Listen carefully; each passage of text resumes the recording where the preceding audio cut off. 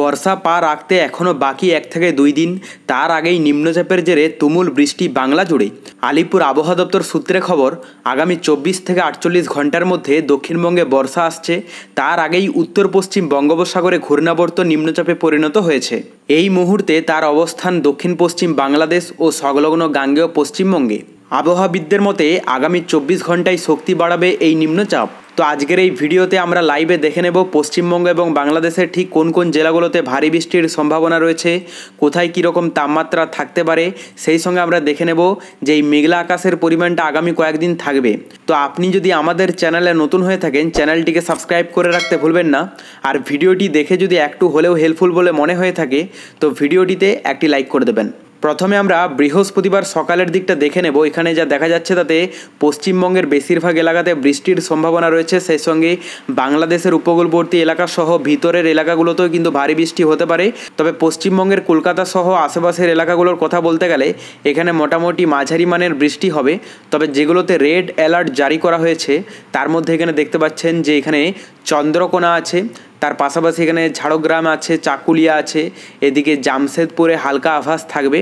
তবে এখানে ভারী বৃষ্টির সম্ভাবনা নিচের দিকের মধ্যে এখানে খেজুরি আছে, বাড়িপাড়া আছে, এদিকে বাদাম পাহাড়, গোপীবল্লভপুর, সেই সঙ্গে হালকা আভাস থাকতে পারে খড়গপুর, বালিচক, কোলাঘাট। ঠিক আছে, এই সমস্ত এলাকাগুলোতে কিন্তু বৃষ্টির পরিমাণ বেশি থাকবে। এবং এখানে দেখতে পাচ্ছেন যে দক্ষিণ পশ্চিম বাংলাদেশ ও সংলগ্ন গাঙ্গেয় পশ্চিমবঙ্গের ঘূর্ণাবর্তটি নিম্নচাপে পরিণত হয়েছে এবং এর প্রভাবে যে সমস্ত এলাকাগুলোতে ভারী বৃষ্টি হতে পারে তার মধ্যে কোটচাঁদপুর আছে, এদিকে আলমডাঙ্গা আছে, তার পাশাপাশি মাগুরা, নিচের দিকে যদি বলা যায় যশোর, নড়াইল, এদিকে অভয়নগর, পাশাপাশি এখানে ইফেক্ট পড়তে পারে গোপীনাথপুর, এদিকে ফরিদপুর, শিবালয়, এই সমস্ত এলাকাগুলোতে কিন্তু হালকা ইফেক্ট পড়তে পারে। পাশাপাশি এখানে মেহেরপুর আছে, এদিকে কুমারখালী, সেই সঙ্গে করিমপুর, লালপুর, ঈশ্বরদী, এই সমস্ত এলাকাগুলোতেও কিন্তু হালকা ইফেক্ট থাকবে। এবং আমরা দেখতে পাচ্ছি যে আগামী বেশ কয়েকদিন বঙ্গোপসাগরের আবহাওয়া খারাপ থাকবে।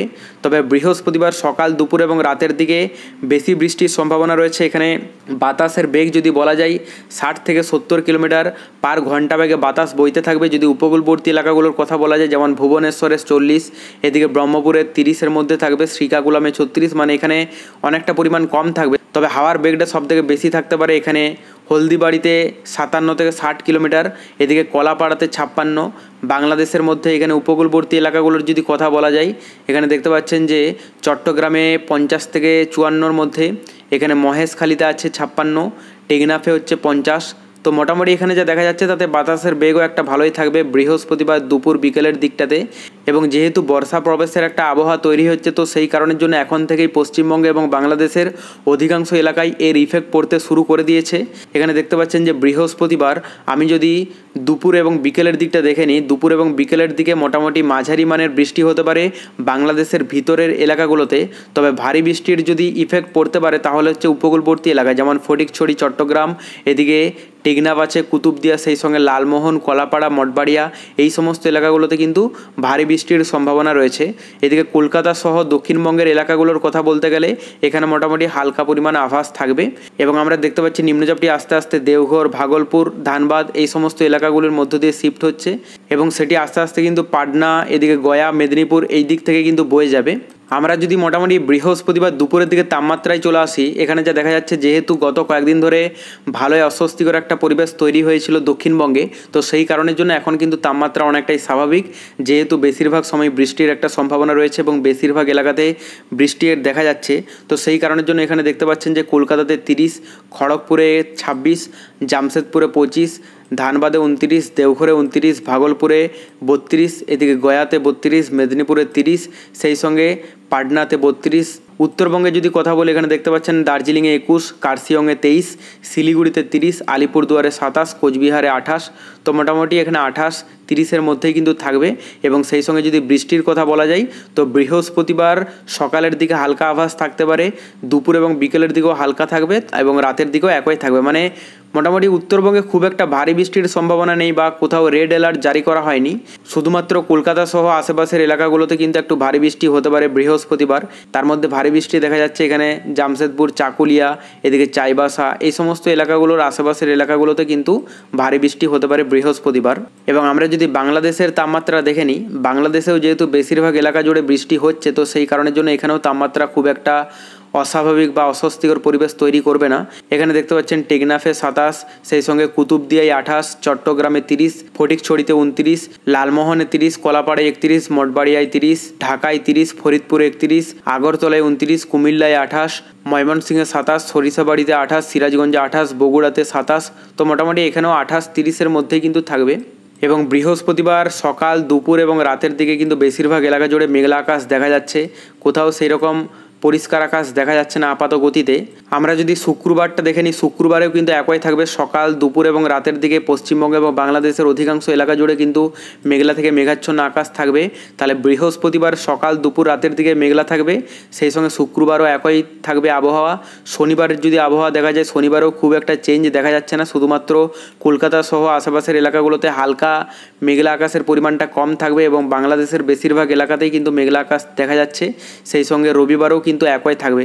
তো এখান থেকে যা দেখা যাচ্ছে তাতে বৃহস্পতিবার থেকে রবিবার পর্যন্ত এখনও পর্যন্ত বেশিরভাগ এলাকা জুড়ে মেঘলা থেকে মেঘাচ্ছন্ন আকাশ থাকবে।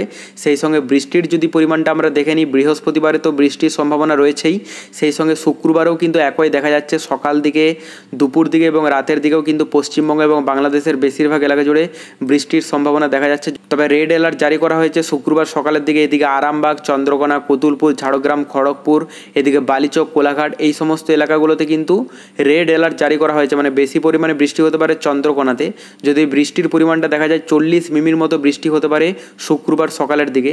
এবং বিষ্ণুপুরের ইফেক্টটা কতটা পরিমাণ পড়তে পারে, মোটামুটি 14 থেকে 15, মানে মোটামুটি ভালোই বৃষ্টি হবে, মাঝারি মানের। তবে ভারী বৃষ্টি চন্দ্রকোনা সহ আশেপাশের এলাকাগুলোতে কিন্তু হবে।